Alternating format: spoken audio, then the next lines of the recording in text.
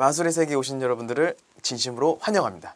이제부터 여러분들은요, 마술의 세계에 흠뻑 빠져들게 될 겁니다. 자, 이제부터 여러분들과 20강 정도 되는 그런 긴 시간 동안 마술을 배우게 될 텐데요. 오늘은 첫 시간입니다. 첫 시간은 바로 마술의 이론입니다. 마술의 이론은 마술을 행할 때 너무나 중요한 의미를 가지고 있기 때문에 여러분들이 마술을 하실 때는 꼭 숙지를 하시고 머릿속에 꼭 넣어주셔야 됩니다. 아시겠죠? 자, 좋습니다.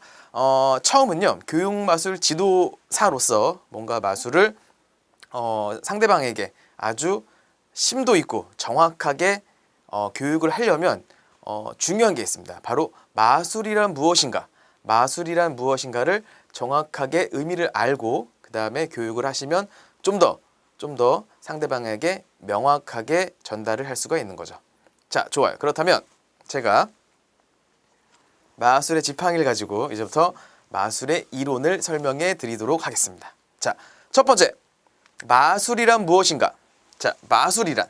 자, 여러분들이 마술을 마법, 매직이라고 많이 알고 있을 겁니다. 하지만 매직은 마법이란 뜻과 더 가깝습니다. 그래서 여러분들은 일반 분들은 이제 매직, 마법 이렇게 하시는데 마술을 조금 배우신 분, 그리고 마술을 직업으로 하시는 분들은 컨저링이란 단어를 쓰시면 보다 마술에 가까운 영어 단어의 뜻이 되기 때문에 여러분들은 컨저링이란 뜻을 이제부터 사용하시면 됩니다. 아시겠죠? 자, 마술이란 무엇인가? 일반 분들은 마술이 무엇이냐고 물어보면 속임수다, 눈속임이다, 사기다, 트릭이다, 뭐 이렇게 말씀을 하십니다. 하지만 마술은요, 물론 뭐 트릭이 가미되긴 합니다. 하지만 마술은 사기가 아니죠. 예. 제가 마술을 보여드린다고 해서 여러분들이 손해를 보시거나 지갑에 있는 돈이 없어지지 않습니다. 그렇죠? 자, 그래서 마술은 사기가 아니고요. 마술은 속임수도 아닙니다. 마술은 거의 99%가 과학적인 원리로 이루어져 있습니다. 그렇기 때문에 여러분들이 과학의 원리를 가지고 상대방에게 즐거움을 주는 하나의 매개체다, 하나의 의사소통, 커뮤니케이션 도구다라고 이해를 하시면 되겠습니다. 자, 그래서 마술은 저희 마술사들은요, 마술은 사기라고도 얘기합니다. 네, 사기예요. 마술은 사람을 사기는 기술입니다. 그래서 사람과 사람을 대할 때 외국 사람을 대할 때도요, 딱히 언어가 이렇게 서로 이렇게 커뮤니케이션이 안 돼도 마술만 가지고도 서로 대화를 전달하고 의사소통을 할 수 있는 최상의 도구라고 생각합니다. 자, 그래서 마술이란 무엇이냐? 불가능한 현실을, 자, 불가능한 현실입니다. 가능하지 않는다는 거죠. 자, 불가능한 현실을 가능하게 보여주는 뭐다?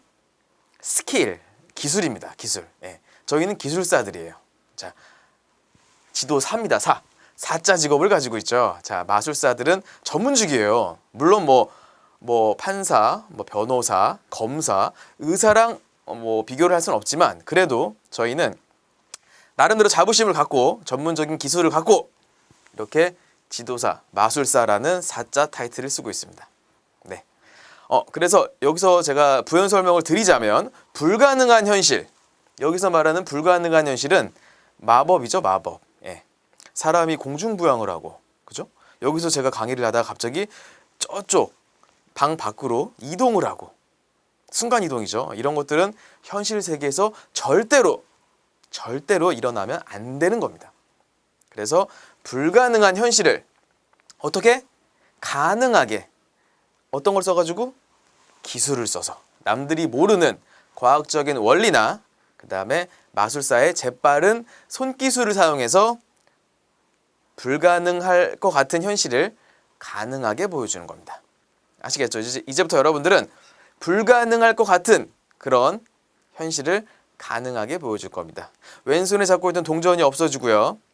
고무줄을 이렇게 크로스해서 꼈는데 고무줄이 빠져나오는 그런 아주 놀라운 마술의 세계를 경험하게 될 것입니다. 그래서 여러분들은 이제부터 다른 일반 분들이나 주위에서 어떤 분들이 마술 그거 속임수 아니야? 사기 아니야? 라고 할 때 아니야! 마술은 불가능한 현실을 가능하게 보여주는 기술이야 라고 자세하게 설명을 해주시면 되겠습니다. 그리고 마술은 사기라고 하시는 분한테 사기 맞아. 사기는 맞는데 사람을 사귀는 아주 고퀄리티 커뮤니케이션 도구다라고 설명을 해주시면 아마 마술을 받아들이는 상대방께서 아주 마술을 열린 마음으로 오픈 마인드로 마술을 즐길 수가 있을 것 같습니다.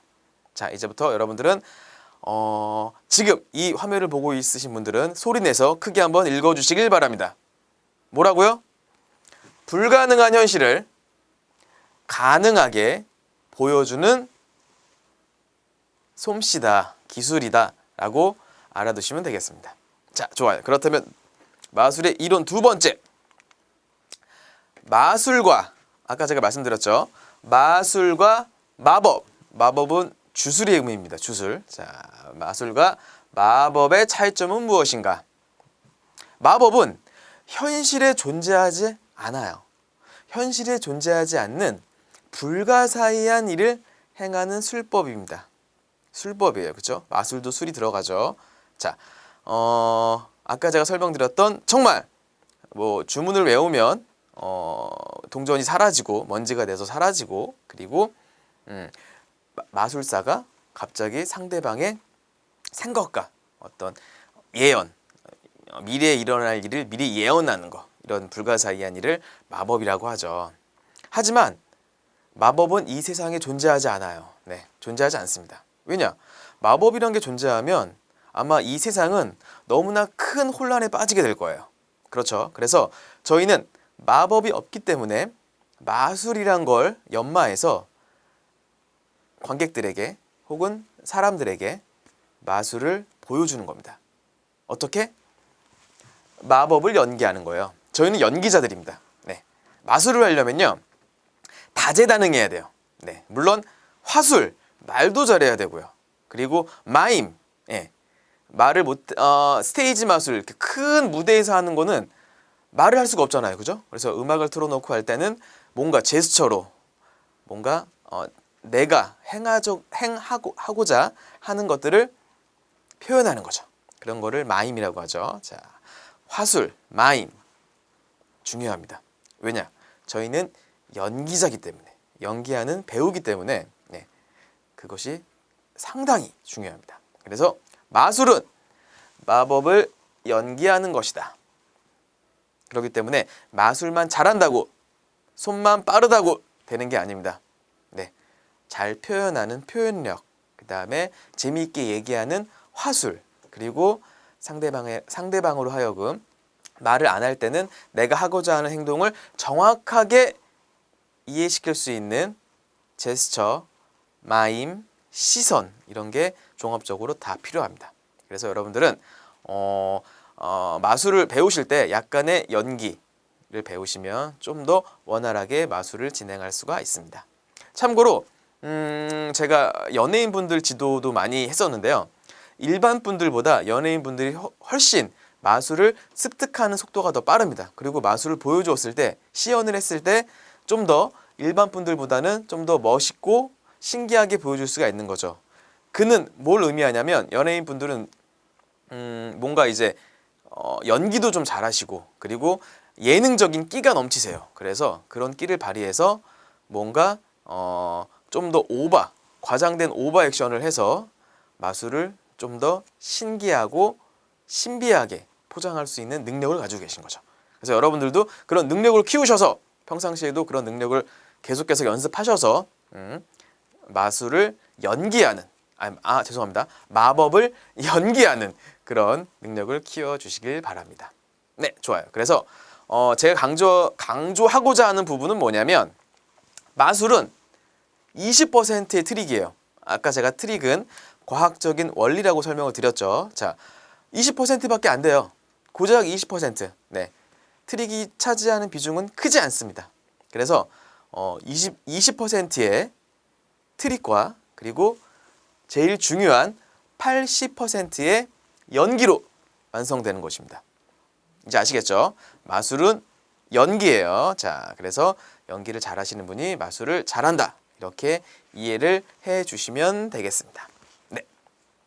다음으로 세 번째, 마술의 역사에 대해서 한번 배워보겠습니다. 자, 마술은요, 세계에서 가장 오래된 직업 중에 하나로 손꼽히고 있습니다. 고대 이집트의 벽화에 보시면 컵과 공을 이용한 일명 컵앤볼 마술이 벽화에 있을 정도로 아주 오래된 역사를 가지고 있습니다. 여기 보시면 고대 마술사들은요 약간 오해를 했어요. 어떤 오해를 했냐면 제사장이나 신관 역할을 했다고 해서 마술을 조금 안 좋은 의미로 좀 받아들였습니다. 그래서 중세 시대에는요 나쁜 악마의 술수로 오해를 받았습니다. 그런데 1800년대 이후 유럽의 상류 사회에서 이 마술이라는 문화를 습득을 해서 소위 말하는 귀족들이죠. 귀족들이 놀이문화로 발전을 한 후에 20세기 이후에는 자본주의 국가죠. 미국으로 넘어갔습니다. 그래서 미국은 막대한 자본과 그리고 과학기술을 콜라보레이션, 합쳐서 더욱 화려하고 거대한 마술들로 진보된 거죠. 그래서 그 마술이 오늘날에 이르고 있습니다. 마술의 역사 가장 중요하죠. 자, 포인트 하나만 알고 계시면 돼요. 세계에서 가장 오래된 직업 중에 하나이다 라고 이해를 하시면 됩니다. 자, 좋아요. 그러면 네 번째, 마술의 종류. 자, 마술의 종류가 무엇이 있느냐? 다 같은 마술 아니야? 라고 생각할 수가 있어요. 하지만 마술은 종류가 있습니다. 자, 여러분 예를 들어서 스포츠 경기를 할 때 수영을 예로 들어 볼게요. 수영. 다 같은 수영이 아닙니다. 그죠? 자유형을 하는 선수도 있고요. 평형을 하는 선수도 있고 접영, 그리고 배영을 하는 선수들도 있습니다. 마술들도 마찬가지입니다. 마술도 다 같은 마술처럼 보이지만 세분화돼서 규모에 따라서 세부적으로 약 4가지 정도 나누게 됩니다. 원래는 한 10가지 정도 되는데 겹치는 부분이 많기 때문에 제가 쉽게 설명을 드리려고 4가지로 압축을 해서 마술의 종류를 설명을 드리겠습니다. 자, 첫 번째, 여러분들이 많이 좋아하고 한국 사람들이 많이 잘하는 세계 마술 올림픽에서도 금메달, 은메달, 동메달을 휩쓰는 바로 무대 마술, 스테이지 매직입니다. 스테이지 매직은요, 무대 위에서 다수의 관객, 100명도 되고요, 200명도 되고요, 1000명, 10,000명도 됩니다. 규모가 크면요. 자, 그래서 다수의 관객에게 마술을 보여주는데요. 주로 음악과 함께 마술을 합니다. 왜냐하면 멘트를 하면서 말을 하는 경우도 있습니다. 멘트를 하면서 마술을 하는 경우도 있는데 스테이지 마술은요. 워낙 규모가 크고 또 자기가 표현하고자 하는 그런 것들이 한정이 되어 있기 때문에 자, 그래서 음악과 함께 마술사들이 아주 멋있게 빈손에서 카드가 나오기도 하고요. 몸에서 아무것도 없었는데 손에서 비둘기가 나오기도 합니다. 그리고 지팡이, 토끼, 옷이 바뀌기도 하고요. 이렇게 큰 상대방이 볼 때 아주 큰 도구들 가지고 가는 것들, 그런 것들을 스테이지 매직이라고 합니다. 물론 큰 무대에서 예를 들어서 어디가 있을까요? 예술의 전당, 그리고 세종문화회관 이런 곳에서 마술쇼를 하는데 이만한 동전 가지고 마술을 하면 잘 보이지가 않겠죠. 그래서 규모에 맞는 마술을 하셔야 됩니다. 그래서 큰 공연장이나 규모가 큰 곳에서 마술을 행하실 때는 꼭 스테이지 매직을 준비하시기 바랍니다. 큰 도구들, 화려한 도구들, 화려한 색감을 가지고 있는 도구들을 이용해서 보여줄 수 있는 게 바로 스테이지 매직입니다. 그러면 스테이지 매직의 반대 개념이 있습니다. 큰 무대 마술의 반대 개념. 이렇게 작은 공간에서, 소모임이죠. 자, 작은 공간에서 적은 사람들, 4명 이하의 사람들한테 아주 재미있게 마술사의 화려한 입담과 재치와 함께 보여줄 수 있는 마술, 바로 클로즈업 마술이라고 합니다. 자, 클로즈는 2가지 의미를 가지고 있어요. 첫 번째는 동사로 쓰일 때는요, 닿다라는 의미입니다. 닿다. 하지만 형용사로 쓰일 때는 근접하다, 가깝다라는 뜻을 가지고 있습니다. 그래서 발음을 클로즈보다는 클로스로 하시고 클로스업 매직이라고 여러분들이 이해를 하시면 되겠습니다. 클로즈업 매직은요, 다른 말로는 테이블 마술이라고 부릅니다. 왜냐? 작은 공원에서 하기 때문에 카드, 동전, 소도구, 조그만 도구들, 그리고 상대방의 생각을 맞추는 그런 멘탈 마술, 이런 것들을 다 총체적으로 클로즈업 매직, 테이블 매직이라고 합니다. 자, 여기 써있죠. 카드나 동전, 작은 소품을 이용하여 소수의 인원에게 가까운 거리에서 보여줄 수 있는 마술을 클로즈업 매직이라고 합니다. 저의 주특기도 스테이지보다는 클로즈업 매직을 많이 연습을 했고, 그리고 클로즈업 매지션으로 활동을 하고 있습니다. 물론 마술이 스테이지 마술사가 더 뛰어나다, 클로즈업 마술사가 더 뛰어나다, 이렇게 평가를 할 수는 없습니다. 워낙 분야가 틀리기 때문에요. 하지만 이거 하나만은 확실합니다. 클로즈업 마술은요, 가까운 거리에서 하기 때문에 아무래도 스테이지 마술보다는 좀 더 기술이나 어떤 말을 더 아주 심도 있게 연습을 하셔야 됩니다. 왜냐하면 보일 수가 있기 때문이죠. 그래서 제가 마술할 때 가장 중요한 미스 디렉션에 대해서 제가 나중에 다시 설명을 드릴 텐데, 가까이서 하는 마술이기 때문에 여러분들이 뭔가 기술을 쓸 때나 아니면 관객의 시선을 다른 곳으로 돌리고자 할 때 더 신중하고 더 아주 연습을 많이 하셔가지고 더 아주 화려하게 아주 더 그렇게 보여줄 수가 있는 겁니다.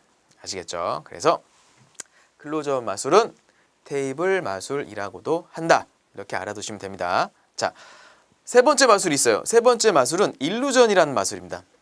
다소 생소하시죠? 자, 일루전 마술이 뭐냐면 말 그대로 스테이지 마술보다는 약간 더 큰 개념이에요. 그렇다면 어떻게 스테이지 마술보다 더 큰 개념이 있죠? 이렇게 물어볼 수가 있습니다. 사람을 잘랐다, 붙이거나, 사람이 이렇게 공중부양되거나, 그리고 또 뭐가 있죠? 비교적, 그쵸? 사람을 공중부양시키고, 그 다음에 사람이 순간이동하고, 자위의 여신상을 없애고, 만리장성을 없애고, 막 이렇게 규모가 크게 마술하는, 무대에서 막 사자가 나오고요. 네, 이렇게 좀 일반 분들이 연습으로 할 수 없을 만큼 규모가 크고, 그 다음에 막대한 어떤 예산과 어떤 인원이 필요한 이런 마술을 일루전 마술이라고 합니다. 사람을 잘랐다가 붙인다던가 사람을 공중에 띄우는 등의 비교적 규모가 크고 화려한 마술이 바로 일루전 마술에 속합니다. 일루전 마술은 연습을 많이 한다고 해도 일상생활에서 보여줄 수는 없어요. 그렇죠? 네. 아무래도 규모의 제약을 받기 때문에 한국 매지션들, 우리나라 매지션들이 너무나도 하고 싶지만 어떤 무대 규모도 있고요. 그리고 그 도구가 있어야겠죠? 네. 그 도구를 만드는 데는 상당히 어떤 노하우와 그리고 돈, 네, 예산이 들어가기 때문에 아무래도 마술사 분들이, 아주 훌륭한 마술사 분들이 하고 싶어도 많이 할 수가 없는, 그래서 더더욱 신기한 그런 마술이 바로 일루전 마술입니다. 자, 아까 말씀드린 대로 일루전 마술도 두 가지 종류가 있어요.